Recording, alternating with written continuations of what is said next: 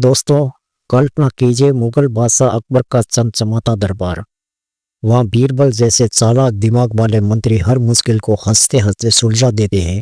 लेकिन एक दिन दरबार में आया अकबर का साला, जोरों का भाई। आंखों में चमक, दिल में लालच और दिमाग में सिर्फ एक ख्वाब, मैं बनूंगा नया वजीर। अकबर अंदर ही अंदर हंसते हैं, लेकिन बेगम की नाराजगी का डर है। तो क्या करते हैं वो? एक ऐसा काम देते हैं जो नामुमकिन लगे। कोयले की बोरी बेचो सबसे मकार सेठ को। क्या साला जीत पाएगा या बीरबल फिर दिखाएंगे जादू? सुनिए ये मजेदार राज और हंसते हंसते सीखे बुद्धिमता का असली खेल। दोस्तों, स्वागत है आपका हमारे चैनल पर। आज की कहानी का शीर्षक है अकबर का साला। जी हाँ, ये एक मजेदार और सीख देने वाली कहानी है अकबर बीरबल की, जो हमें बताती है कि असली बुद्धिमता क्या होती है। ये कहानी सिर्फ हंसाने के लिए नहीं, बल्कि ये सिखाती भी है कि मुश्किल कामों को कैसे चालाकी और नेकी से हल किया जाए। इससे पहले अगर आपने अभी तक चैनल को सब्सक्राइब नहीं किया है तो अभी सब्सक्राइब कर लीजिए और बेल आइकन को ऑल पर सेट कर दीजिए, ताकि हमारे नए वीडियो आपको तुरंत मिले। वीडियो को पूरा देखिएगा, पसंद आए तो लाइक और शेयर कमेंट जरूर कीजिए। चलिए शुरू करते हैं कहानी। दोस्तों, कल्पना कीजिए मुगल बादशाह अकबर का दरबार। वहाँ बीरबल जैसे बुद्धिमान मंत्री है जो अपनी चालाकी से हर समस्या हल कर देते हैं।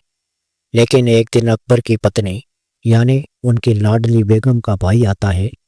ये साले साहब हमेशा से ही बीरबल की जगह लेना चाहते थे। वो सोचते थे मैं भी बादशाह का रिश्तेदार हूँ, मुझे क्यों ना मंत्री बना दिया जाए। अकबर को यह बात अच्छे से पता थी। वो जानते थे कि बीरबल जैसा बुद्धिमान इंसान इस दरबार में कोई नहीं है। लेकिन जोरों के भाई को सीधी ना कैसे कहे, इससे उनकी बेगम नाराज हो जाती और अकबर अपनी खुशहाल जिंदगी खराब नहीं करना चाहते थे। तो अकबर ने एक चाल चली। उन्होंने अपने साले साहब को एक बड़ी बोरी दी जो कोयले से भरी हुई थी, काला गंदा कोयला, और कहा सुनो, तुम्हें ये काम करना है। जाओ ये बोरी हमारे राज्य के सबसे मकार और लालची सेठ दमड़ी लाल को बेचकर दिखाओ।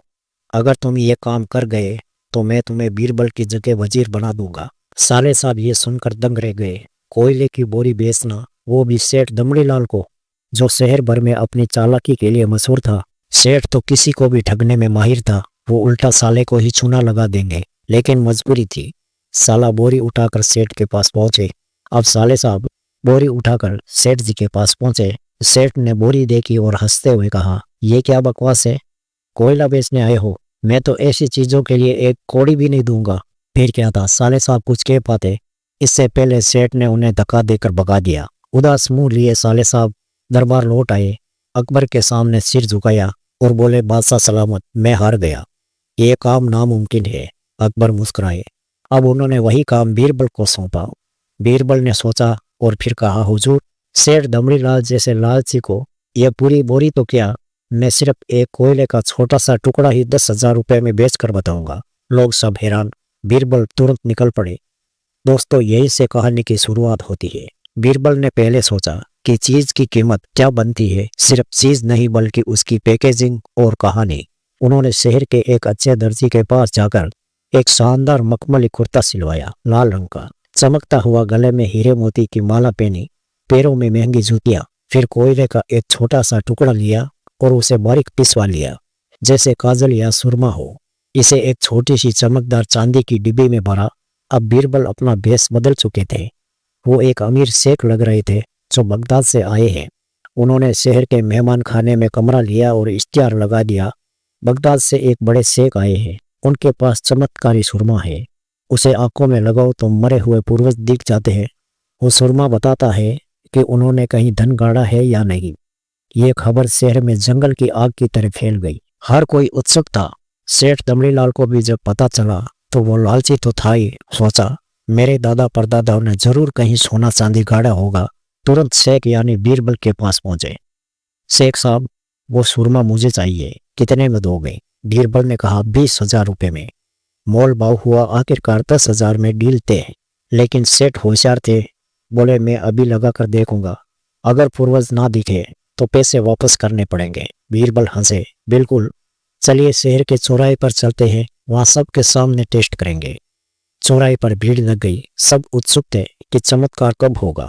बीरबल ने ऊंची आवाज में ऐलान किया, देखिए, ये सेठ अभी ये जादुई सुरमा लगाएंगे। अगर वो वाकई ही अपने माँ बाप की औलाद है तो उन्हें अपने पूर्वज और गड़ा हुआ धन दिख जाएगा। लेकिन अगर उनके परिवार में किसी ने भी बेईमानी की हो और असली औलाद ना हो तो वो कुछ नहीं दिखेगा। सबकी नजरें सेठ पर। बीरबल ने सेठ की आंखों में सुरमा लगा दिया। सेठ ने आंखें बंद की, फिर खोली। कुछ दिखा तो नहीं, लेकिन भीड़ के सामने कहे क्या। सिर खुजाया, फिर बोले, हाँ हाँ, सब सही है, मुझे अपने पूर्वज दिखे। और 10,000 रुपये थमा दिए, मुंह फुलाकर चले गए। दोस्तों, ये हिस्सा हमें सिखाता है कि असली बुद्धिमत्ता चीज को नया रूप देकर सही कहानी बनाकर काम आती है। कभी कभी समस्या को सीधे ना सुलझाकर चालाकी से घुमाकर हल करना पड़ता है। बीरबल ने कोयले को सुरमा बना दिया और सेठ के लालच को ही हथियार बनाया। अब कहानी का दूसरा हिस्सा। साले साहब ने पहली शर्त में हार मान ली, लेकिन अकबर ने सोचा एक और मौका दे दूं। उन्हें बुलाया, 300 सोने के सिक्के दिए और बोले, इन्हें ऐसे खर्च करो कि 100 सिक्के मुझे इस जिंदगी में काम आए, 100 मरने के बाद काम आए, और 100 ना इस जिंदगी में काम आए और ना परलोक में। साले साहब हैरान, बहुत सोचे, रात जागे, लेकिन कोई रास्ता ना सूझा। डर लगने लगा कि बादशाह को क्या जवाब दूं।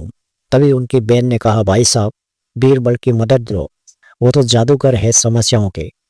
अब साले साहब बीरबल के पास गए, सारी बात बताई। बीरबल ने वो सिक्के लिए और कहा, चिंता मत करो, मैं सब संभाल लूंगा। बीरबल घर की ओर निकल पड़े। रास्ते में देखा कि एक अमीर व्यापारी के बेटे की बारात निकल रही है। शादी का धूमधाम। बीरबल गए, व्यापारी से बोले, बधाई हो, बादशाह अकबर ने आपके बेटे की शादी पर 100 सोने के सिक्के भेजे हैं। व्यापारी खुश हुआ और झूम उठा, बोला, वाह बादशाह, मैं भी कुछ लौटाऊंगा। और बादशाह के नाम पर कीमती उपहार, कपड़े और कुछ सोने के सिक्के भेज दिए। ये तो इस जिंदगी में बादशाह को काम आएंगे। फिर बीरबल राज्य के उस इलाके में पहुंचे जहां गरीब लोग रहते थे, झोंपड़ियां, भूखे बच्चे। उन्होंने 100 सिक्कों से अच्छे कपड़े और अनाज, फल, सब्जियां खरीदी और गरीबों में बादशाह अकबर के नाम पर बांट दी।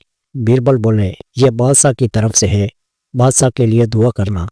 गरीब खुश हो गए, दुआएं देने लगे। ये दुआएं मरने के बाद बादशाह को काम आएगी, स्वर्ग में नेकी का फल। अब बाकी 100 सिक्के बचे। बीरबल राज्य के एक पार्क में गए जहाँ नाचने गाने का कार्यक्रम चल रहा था। संगीतकार बुलाए, नर्तकियां बुलाई और धूमधाम से पार्टी की। 100 सिक्के उड़ा दिए। ये ना तो इस जिंदगी में कोई फायदा देंगे और ना ही मरने के बाद, बस मजे के लिए। अगले दिन दरबार में बीरबल पहुंचे।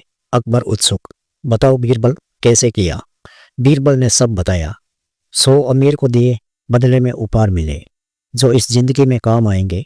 100 गरीबों में बांटे, दुआएं मिलेगी जो परलोक में काम आएगी। और 100 नाच गाने पर वो तो व्यर्थ ही गए। अकबर ने ताली बजाई। साले साहब ये सुनकर शर्मा गए। उन्हें एहसास हो गया कि बीरबल की बुद्धिमत्ता का मुकाबला कोई नहीं।